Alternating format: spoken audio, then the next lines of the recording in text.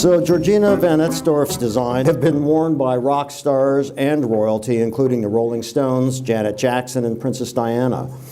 In 1981, the Georgina von Etzdorf fashion label was founded, selling at the Chelsea Craft Fair in London.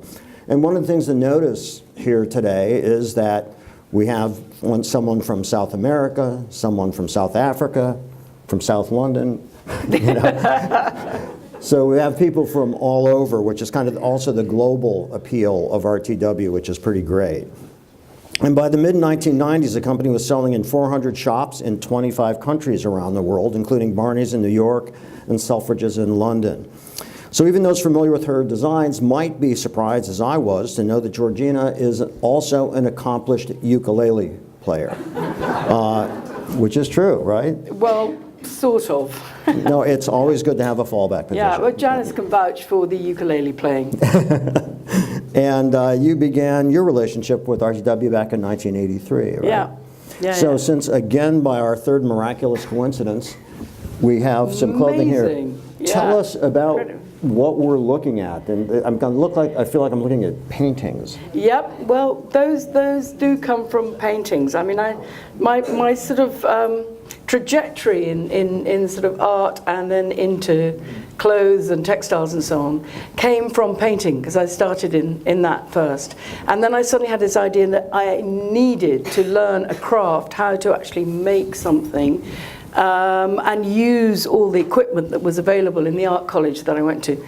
And so with this collection, it's born out of actually two paintings which I created. One's called Conversation, and actually if you come forward, and you turn around, you can see on the back of the robe, you can see that there are people, and if you see the entire picture, it's basically a series of people in sort of conversation with each other with enormous great flowers. So it's completely fantasized and so on. But the fact remains, it comes from painting, and it was translated onto this fabric using a digital process. Now this is something kind of quite new for me, because my background, once I learned how to print textiles, I used to do everything using silkscreen.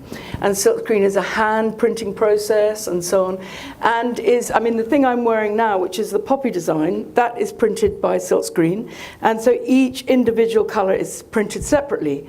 That's okay if you're going to print some colors which are flat colors. If you're going to do something which essentially comes from a watercolor painting, you have to do it. I mean, the digital process was brilliant for that, because it recreates every stroke, every wash of color. It's absolutely amazing. So both in the flowers, that's called Conversation, then the other one you're wearing is called Ranunculus, everyone, in case you didn't know.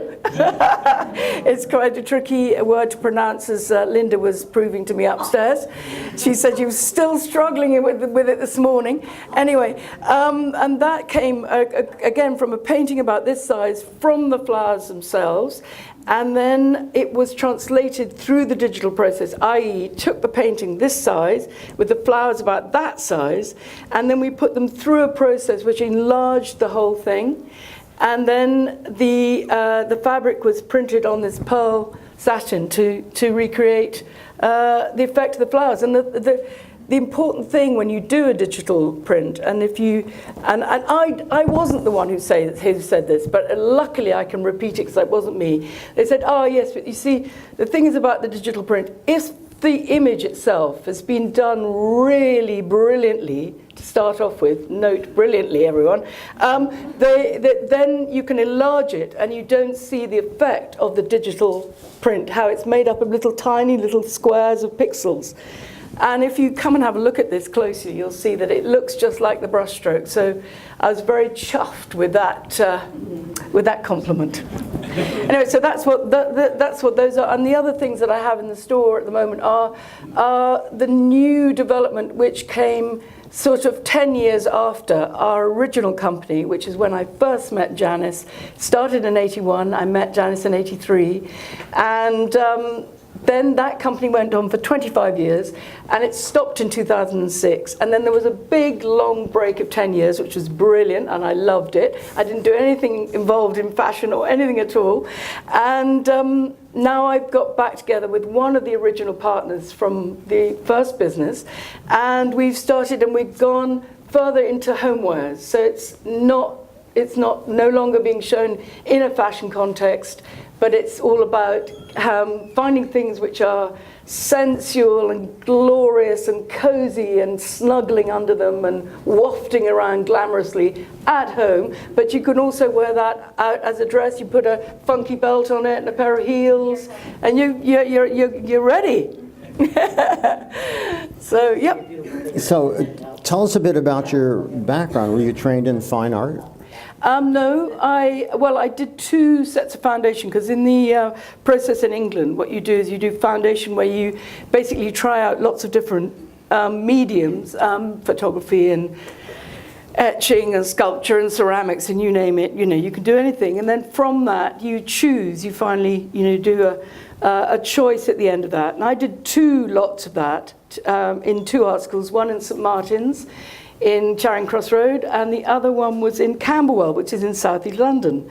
And basically I did 2 because I could not decide what direction to go into.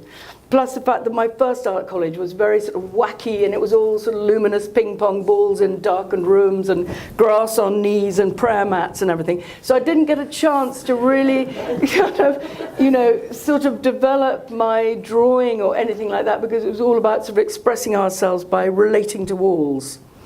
Very handy in later life, by the way, I think. Anyway, and so I went to Camberwell, and that was much more of a classical training. So I did a lot of drawing and I did a lot of painting, and I thought, yes, painting, yes, yes, yes. And I did painting the whole time that I was doing my foundation. And then right at the end, I had this absolute sort of flash of thinking, what am I doing? I'll probably always do painting. I'll probably always sort of play around with paints, and it's something I can always come back to. But the college is full of equipment and full of sort of crafts that I could learn. And so I was really like a headless chicken. I rushed around thinking, ooh, theatre. No, not theatre. I don't know. And I used to see all these people coming up from the sort of bowels of the college, sort of where it's steamed and swirled with this sort of stinking, horrible smells, and sort of up to here in all these different colours, with dyes and stuff. And I thought, that's interesting, I'll go down there. And so I went down, and I thought, yeah, I'm going to try this. And actually the college was very sort of fine art orientated, so all the craft, as it were, areas were very much encouraged to look to painting, to look to fine art. There wasn't that sort of separation between what is design and what is fine art. It was very much a sort of a flowing together of both things. So I think I was very lucky with where I was at the time and what I chose to do. So yeah, here I am. And we have one of our male models in the back, Sam, who is wearing one of your ties. Yeah, sensational. And I actually, thank you, Sam. Janice gave me, I think she gave it to me for wholesale, I'm not sure. But, no, she wouldn't have done that. Probably not. And it was one of your scarves, which I still wear 30 years later. Good. So it's great. Good. Well, it's because I had to pay it off. Yeah. Yeah. So let's go back in time. The air gets wavy, the pages fall off the calendar, and in walks Janice. Oh, Janice. Well, I mean, yes, that was quite a meeting actually, because Janice was sort of, I just thought she was so sort of dynamic. She was small and really dynamic and very driven, and then really funny. So right from the beginning, I think we got off to a very nice footing of having lots of laughs together. And that's always how our relation's been. And what I loved about her was her ability to immediately get what I and my 2 partners, so I call ourselves a we in those days, so it's not the royal we, it's the 3 of us. And she really understood what we were doing, and it was not at all fashion. I mean, it wasn't to do with fashion, it was really to do with a desire to express a love of texture, of movement, of the way light plays on fabric, of color and form, and a sort of sense of kind of artistry within that. And so Janice was very, very responsive immediately, and I remember liking her immediately and thought, yes, she's a bit of a one. I'm going to watch her. And our relationship developed from there, and she bought scarves, and then she bought pajamas, and then she bought robes, which we were doing at the time. And you know, I think out of the 25 years that we were in business, I think Janice must have bought at least 20 years of those years, don't you think? Yeah, I think so. So an amazing, amazing, loyal buyer, and always a great buyer with a great sense of obviously her own customer, but also it's sort of, you know, the sensuality of the textiles, I suppose, which has always been something that's been part of our offering. So yeah. as part of that loyalty, I didn't actually know initially that those pillows were yours, right? Yep. And so all these years later, I think what's really great is someone who Janice believes in their talent, like you, that you do something totally new in a totally different area, yet you're prominently on the wall there. I know, it's incredibly touching. I mean, and the fact that Janice sort of invited me here, really, because, you know, I'm not, you know, I wasn't, when she, you know, I haven't been, you know, involved in the field that I was doing for you know, for considerable time, and you know, it's not like I'm sort of right out there and at the top of the tree and doing all my stuff and everybody's talking about it. Absolutely not. No one's talking about it. So it's kind of, you know, it's just it's sort of brilliant because, you know, I mean, it shows a sort of real faith and, you know, support, and I think a real friendship, which I really cherish. That's so special. And actually when Peter said, oh, well, you know, you sort of want people to like your things because they like your things and maybe you come second, I just loved it that she and I got on so well, because I sort of feel that everything I do is pretty much an expression of me. So if someone likes me, that's quite nice, you know, so it sort of goes together, it's kind of synergy. So yeah, so it was very, very kind of Janice to invite me along, because I'm not sort of, you know, on the pulse, as they say. Well, Janice definitely believes in long-term relationships. I've been her brother my whole life. That's amazing work. Isn't it? Thank you. So what would you ascribe the longevity of RTW to? Oh, I mean, that's so easy to explain, I think, because there's such a sense of sort of personal service here. There's a sense of really understanding the customer. There's a sense of real interest in the life and times of what's going on for the customer and what's going on at the time in clothing, in style, and so on. I see RTW as a store which is both about fashion but also about style, and I think almost the style is sort of overrides for me the fashion side of it, because this fashion is, you know, it's fascinating fashion. It's about a bunch of people sort of without communicating with one another, I think, suddenly coming up with a way forward, a fabric, a color, a trend, a boot, a this, a that. I mean, that to me is what fashion is. And then a bunch of people, as I say, they're usually not connected and they haven't spoken to each other, but it's a sort of zeitgeist thing. They all think, I'm going to do this, this feels right for now, and that's a fashion thing. But a style thing, I think, has much more sort of an arc to it, where you're going to want to wear it and go on wearing it. And I think that that's the sort of feel that people get when they come to RTW. And the things that they buy here, they know they're going to love and they're going to go on loving. So I think it's a real strength. And I think it's the sort of thing you cannot get from a department store.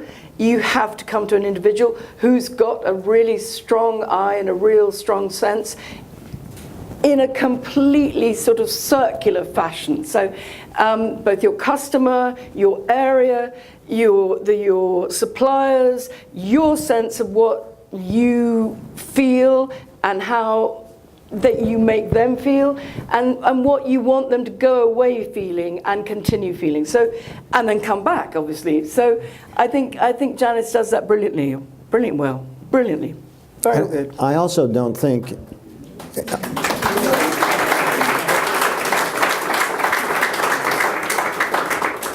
I don't think any of you who shop online can say that about a website. So the immersive experience that you have in this store is unique. And I think that makes the whole collaboration between the designer and Janice and her sales staff and the customers a very unique chain, which is quite interesting. Completely, and you really sense it. You really do. And I think must be about my 4th visit. Is it, Janice? I can't remember quite.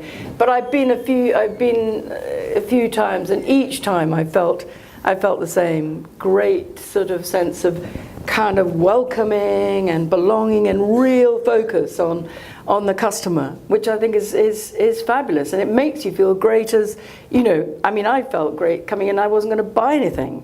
But, you know, so it's a very, very good, I think it's a unique offering that only, I think, small independent stores can do. And interestingly, in England, it's the small stores that are still doing well, and it's that individual eye that is sought out by the discerning customer. And yes, there still is the Liberties and the Selfridges and so on and so forth. But actually, you know, more and more, and in fact it's interesting how it's kind of radiating out from London, which had been sort of so much a kind of centre where everybody goes and they all go shopping. But actually there's so much shopping to be had outside, and interesting approaches to retail from independent stores outside the London sort of catchment. So you can go all over England and Scotland and Ireland and so on, and you can find people setting up and doing their own thing. And there's a lot of as well, a big trend in making and people doing things by hand, and it's actually really joyous feeling in a time where, you know, a lot of people in England are feeling rather downcast. You probably know why, but anyway. But I think it's a really positive. I feel it's a, for me actually, it's a really exciting time to come back, because it feels like, you know, the ground is ready for something that, you know, some of the things that I do and friends and so on who are, again, starting again, because you might have thought that I would have thought, right, hang up the old saddle, you know, that is it. But no, very unwisely I started up again. So I'm going to ask you a few rapid-fire questions. Oh, no, not those questions. Oh, those questions, no, not those yes, questions. those questions. And I answered one question. You answered one question? Yeah, about fashion and style. Didn't I? Everyone. You did, yeah. But there were others. So what do you consider, since, you know, you bring in an awful lot of artistic background into what you do, what do you think are the elements of good design? That's tricky. I mean, I think really good design, in a nutshell, is something that lasts. So if you get that thing in 1981 or 1975 or whatever it is, and you've still got it, and you still love it, and it's still got relevance, I think that is the absolute quintessence of good design. So, yeah. And I think when you walk around the store and you look at the historic displays here, one of the things that really struck me is how almost everything is something you could buy today. You know, it just looks amazing. Yeah. So how would you define good taste, other than those who buy your things? Well, myself, obviously I'm the embodiment. But, you know, after that, I don't really think I've got much to say about that. I don't know. I mean, I'm not sure I kind of believe in, I don't really know. I'm not quite comfortable with good taste, because, God, I mean, taste can be so broad, and I think it's, you know, it's kind of what makes you feel good. I think that's the essence of everything. I mean, I really think it's about the individual. I don't think it's about being dictated to. So, yeah, I think it's, you know, how do you feel? How does that thing that you have on, or that thing you've got on your wall, like what, you know, how do you respond to it? And if you have a sort of sense of kind of, yes, I love it, or it gives me comfort, or it makes me happy on a dreary day, all those things, I suppose, are about taste. But, you know, good taste, bad taste, well, I don't know. It's just, it's so broad. I think it's really about the individual, you know. So if you could go back in time and you could give, with your wisdom you have now, your younger self advice on moving into the fashion world and starting a business, what would you tell yourself knowing what you know now? God, you know what I'm going to say. Do not do it. Blimey. I mean, hey, absolutely, 100%. No. Oh no! I mean, I suppose I mean, aside from whether it's fashion or anything you're going to do, if you're starting out, I just think you have to be really sort of like really committed to doing it, you know, and you have to believe in it, and you just need to go for it. I mean, thinking of myself as my younger self, you know, I mean, we really just sort of. I remember my father would say things like, so, have you looked at the market and seen whether there is a gap in the market for what you want to do? No. Have you costed out that particular thing to find out whether it's actually sort of market worthy? No. Have you got any content? I mean, the questions went on and on and on, and I remember, oh God, it was my poor father, head in hands, basically. But we did it anyway.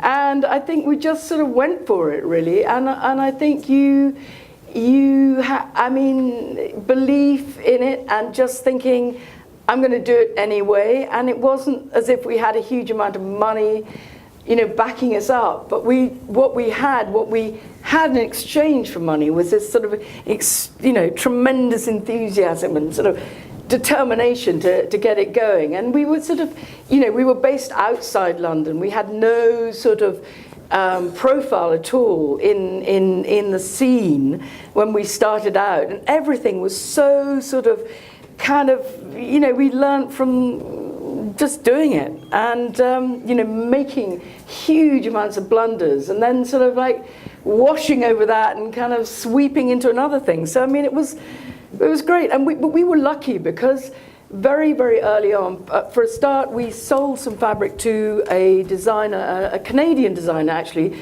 who made some, and it was this print actually, and it was part of the entourage when Lady Di was still Lady Di, before she was Princess Diana. She wore this print in a dress made up by this designer, and this was sort of 1981, so this was our very, very first totally early days.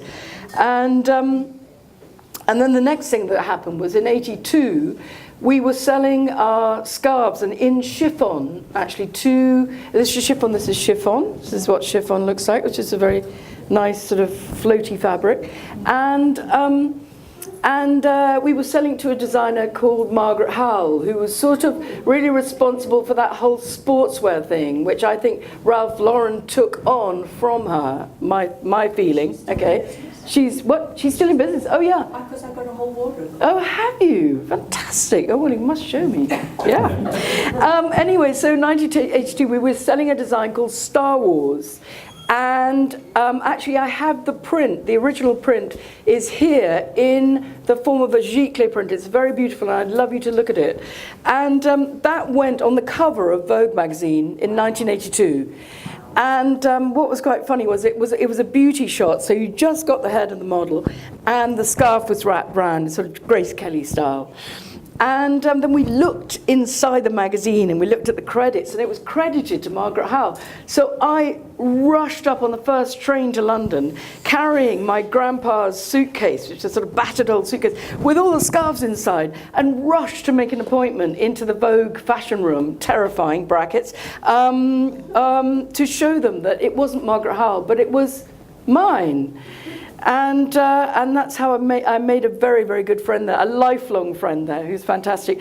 But it was just, we were just so lucky, and having those little breaks, and then right in 82, then because of that and because of various things, we started selling in Bergdorf Goodman. So we were very quick to get our feet on American soil.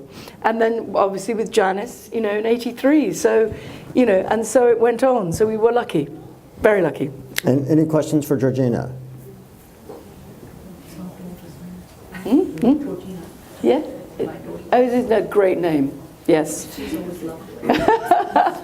Actually, my mother wanted to call me Milagra. Yes. Right, okay. Miracle, because miracle, that means miracle, and that was because I was the last from 3 boys. Luckily not, though. Quite happy with Georgina. So if there aren't any other questions, I will encourage you guys to talk to Alejandra and talk to Peter and talk to Georgina as you get drunk throughout the rest of the evening. And thank you very much for your attention. Yeah.